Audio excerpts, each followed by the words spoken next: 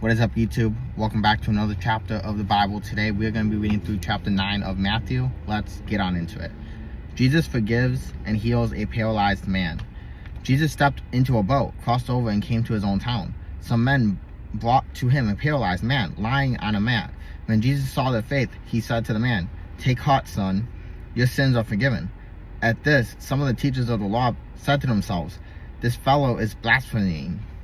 Knowing the thoughts, Jesus said, "Why do you entertain evil thoughts in your hearts? Which is easier to say, 'Your sins are forgiven,' or to say, 'Get up and walk'?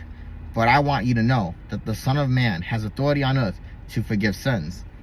So he said to the paralyzed man, "Get up, take your mat, and go home." Then the man got up and went home. When the crowd saw this, they were filled with awe, and they praised God, who had given such authority to man. The calling of Matthew. As Jesus went on from there, he saw a man named Matthew sitting at the tax collector's booth. "Follow me," he told him, and Matthew got up and followed him. While Jesus was having dinner at Matthew's house, many tax collectors and sinners came and ate with him and his disciples. When the Pharisees saw this, they asked his disciples, "Why does your teacher eat with the tax collectors and sinners?" On hearing this, Jesus said, "It is not the healthy who need a doctor, but the sick. But go and learn what this means. I desire mercy, not sacrifice, for I have not come to call the righteous, but sinners." Jesus questioned about fasting. Then John's disciples came and asked him, "How is it that we and the Pharisees fast often, but your disciples do not fast?" Jesus answered, "How can the guests of the bridegroom mourn while he is with them? The time will come when the bridegroom will be taken from them. Then they will fast. No one sews a patch of unshrunk cloth on an old garment, for the patch will pull away from the garment, making the tear worse. Neither do the people pour new wine into old wineskins. If they do, the skins will burst, the wine will run out, and the wineskins will be ruined. No, they pour new wine into new wineskins, and both are preserved." Jesus raises a dead girl and heals a sick woman. While he was saying this, a synagogue leader came and knelt before him and said, "My daughter has just died, but come and put your hand on her and she will live." Jesus got up and went with him, and so did his disciples. Just then, a woman who had been subject to bleeding for 12 years came up from behind him and touched the edge of his cloak. She said to herself, If I only touch his cloak, I will be healed." Jesus turned and saw her. "Take heart, daughter," he said. "Your faith has healed you." And the woman was healed at that moment.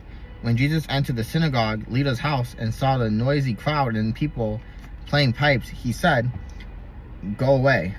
The girl is not dead, but asleep." But they laughed at him. After the crowd had been put outside, he went in and took the girl by hand, and she got up. News of this spread through all that region. Jesus heals the blind and mute. As Jesus went on from there, 2 blind men followed him, calling out, "Have mercy on us, Son of David." When he had gone indoors, the blind man came to him and asked, "Do you believe that I am able to do this?" "Yes, Lord," they replied. Then he touched their eyes and said, "According to your faith,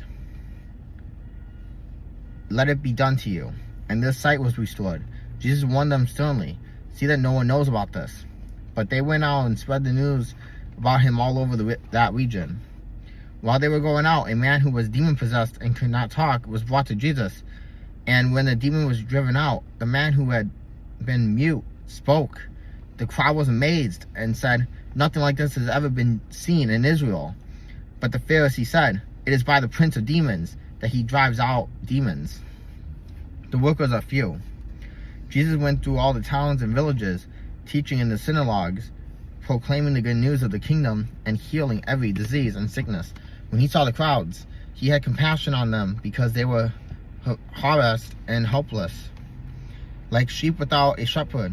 Then he said to his disciples, "The harvest is plentiful, but the workers are few. Ask the Lord of the harvest, therefore, to send out workers into his harvest field." Alright guys, that is it for chapter 9 of Matthew. I'll see you guys tomorrow for chapter 10.